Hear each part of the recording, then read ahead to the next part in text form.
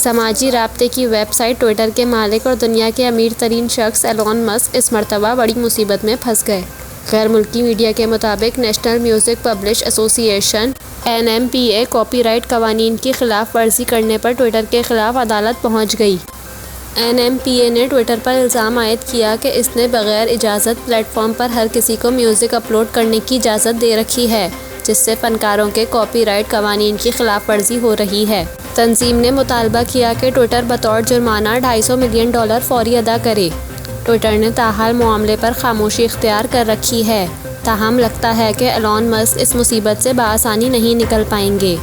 National music publisher association music कंपनियों पर मुश्तमिल एक तंजीम है, जिसमें बहुत से बड़े पब्लिशर्स शामिल हैं। तंजीम माजी में वीडियो शेयरिंग एप्लीकेशन टिकटॉक पर जुर्माना आयद कर चुकी है। तंजीम के सदर ने अपने बयान में बताया कि अदालत का दरवाज़ा खटखटाने से कबल हमने ट्विटर को इससे मुताल्लिक आगाह किया, लेकिन कोई कार्रवाई नहीं की गई।